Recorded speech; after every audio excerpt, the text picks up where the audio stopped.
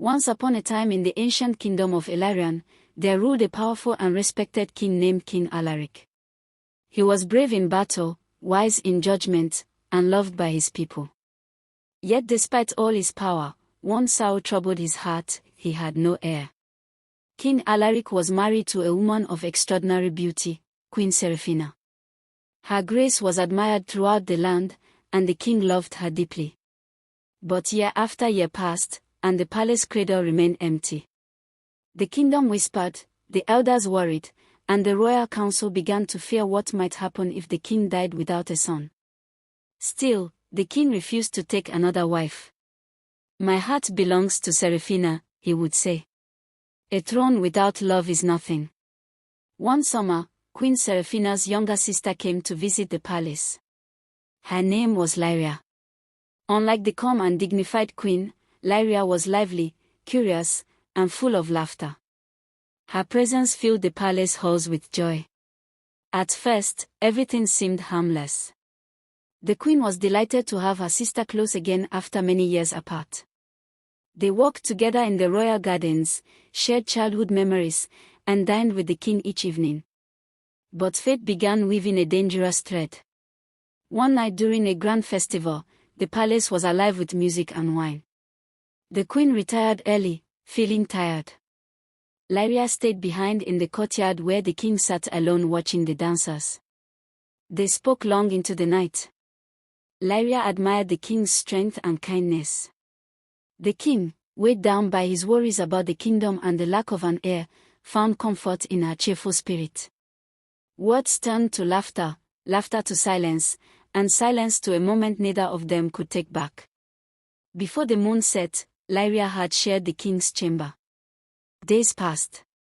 Weeks passed. Then one morning, Lyria fainted in the palace garden. The royal healer examined her, and soon the truth spread like wildfire through the palace walls. Lyria was pregnant. And the child was the king's. When Queen Seraphina heard the news, her world shattered. Betrayed by the two people she trusted most, her husband and her own sister, her heart burned with humiliation and rage. "How could you do this to me?" she cried to Lyria. Lyria wept and begged forgiveness. "It was a terrible mistake. I never meant to hurt you." But Seraphina's pain had already hardened into something darker. For days she locked herself away in her chamber. No one knew what thoughts grew in her mind. One evening, she visited Lyria, pretending to make peace. "I forgive you," she said softly. "You are still my sister." Relieved, Lyria embraced her. That night Seraphina brought her a cup of herbal tea, saying it would help her rest. But the herbs inside were not meant for healing. Within hours Lyria fell violently ill. The palace healer fought desperately to save her. In the chaos, the terrible truth was discovered. The queen had poisoned her. But fate had one more cruel twist. Lyria survived. The child survived. And when King Alaric learned what his queen had done, his heart broke in a way it never had before. The woman he loved had allowed jealousy to guide her into darkness. Seraphina realized too late what her anger had made her do. When she saw her sister lying weak but alive, she fell to her knees beside the bed, sobbing. "I let hatred control me," she cried. "And now I must live with it forever."